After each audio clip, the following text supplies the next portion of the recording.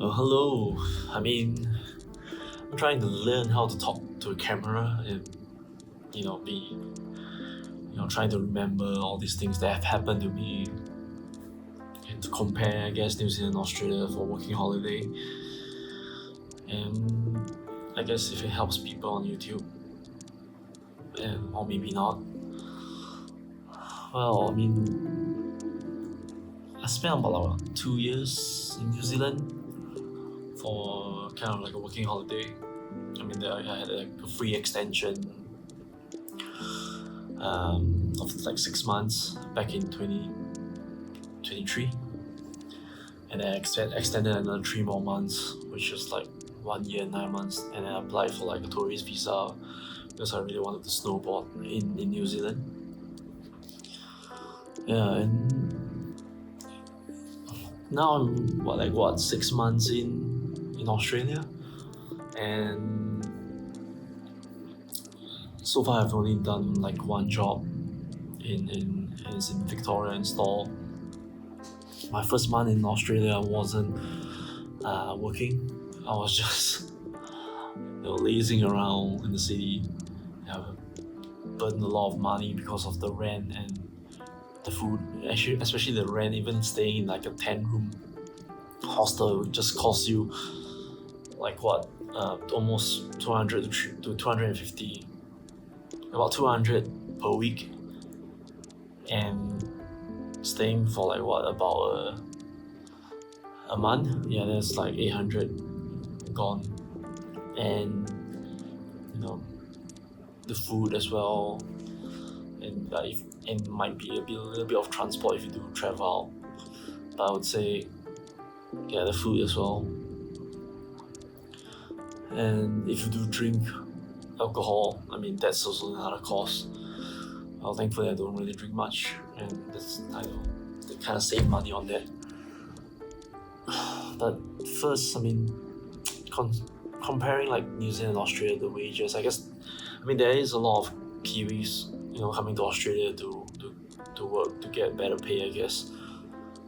But because generally in Australia the pay is much better, I guess. If you're on casual contract, you can get like $30 easily per hour. And in New Zealand, usually I'm probably getting like 24, maybe 25, per hour. But there is like, you have to factor in the holiday pay in New Zealand, which is kind of nice. But still, in general, getting paid here is better. But if you are living in the city, then the rent is going to cost you like 250 to maybe 300 per week, depending on how nice of a place that you are staying in. And yeah, I mean, the food and groceries, I would say it's about the same. I mean, I saw like videos, about Australia slightly cheaper and stuff, but I mean, comparing it, sometimes it may or may not. I mean, it's not that accurate, depending on how you spend your money on groceries. I mean, if you are paying for like discounted stuff and all that can save you quite a bit of money in New Zealand or in Australia or any part that you're living in the world, I guess. Than buying just out there outright. So yeah, I mean, finding jobs, I would say depending on the season as well. If you're like during the summer and you're looking for farm jobs, or during the spring, it's a lot easier in both countries. But otherwise, you might have to find a factory job if it's the winter. Otherwise, I mean, farm is rather difficult to get into if it's during the winter season. But I mean, if you're looking for like office jobs and all that, I would say it's quite impossible. I mean, it's not impossible, but it's really, really difficult to get into if you're on a working holiday visa, and because they generally don't really hire people on working holiday visa. I mean, you might get lucky or something, but or if you have a really good resume or something, but and it might not be as easy. Yeah, but a lot of people in the city, if they're looking for jobs, they would just print out their resume. I mean, if you're coming to Australia or going to New Zealand for a working holiday and you want to work in the city, in a restaurant or something, I guess it's best to print out, your resume and your CV. I mean, and all that, and then just go into to the restaurants or the retail shops and hand them over and ask to if you can speak to the manager or give it to the manager or something, or the supervisor. Yeah, and I've seen that happen in one of the retail shops I've went to. Yeah, I hope that, I don't know if the guy got hired, but I hope he did. He was.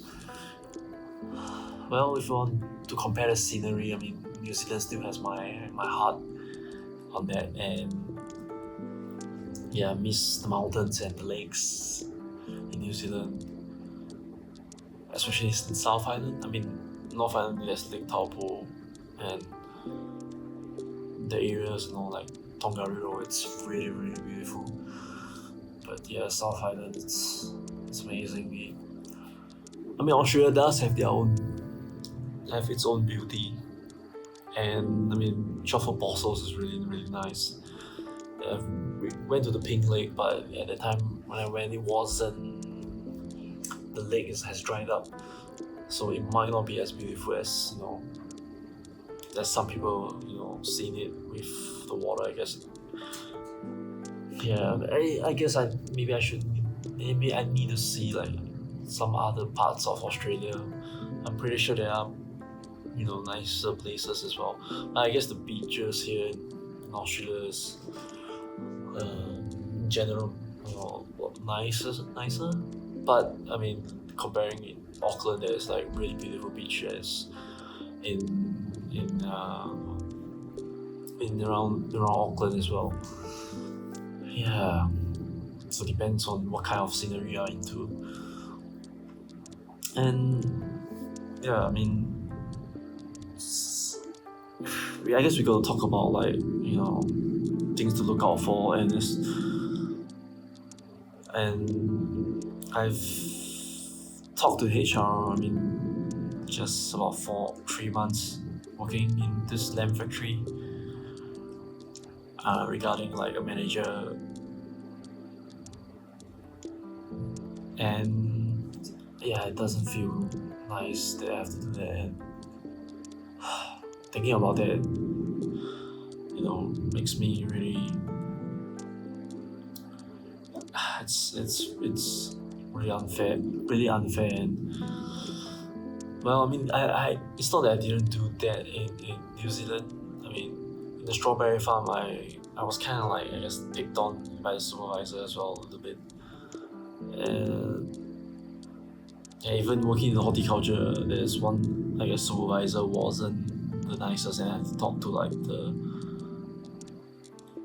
HR person as well. But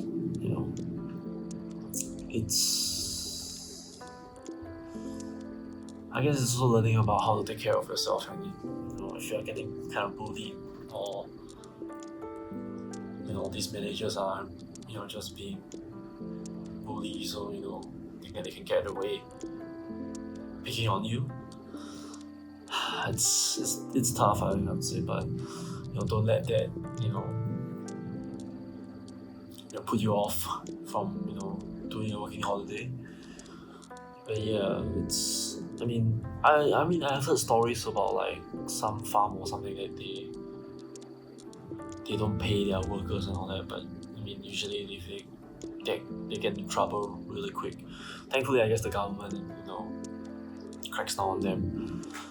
But yeah, I guess if you want to work and stay longer in New Zealand or Australia, you got to work in those horticulture or like those in the away from the city, and these jobs you can, especially Australia, at least you can get so you can extend your visa for like another year, and then you have to work for another 6 months to get like the third year.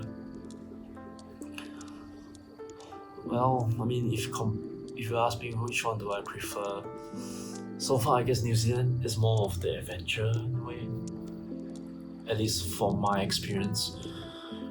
Working in the strawberry farm, I met a lot of backpackers that and we were living together, and there is a sense of community, a sense of family, and that's something that I couldn't find something similar like that. And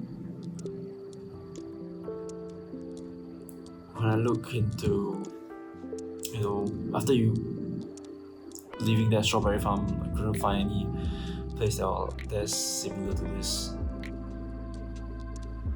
And staying in the hostel, I mean, you will meet like people working in different places and all that. I mean, you can bond, but the bond isn't that strong as compared to working and living together. And there will be a lot of frictions as well. I mean, you gotta remember that like people coming from different places. But I guess also, when you do bond together, it's really really nice.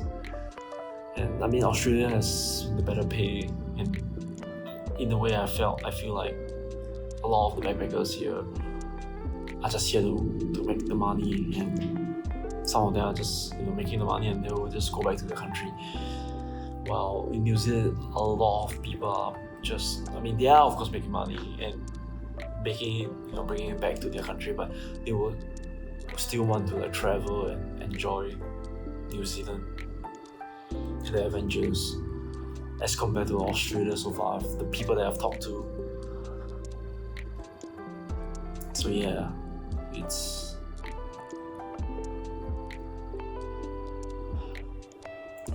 I'll see, what else can I like talk about and things that I really want to remember and compare. Who knows, maybe in the future it might change. But yeah, that's about it.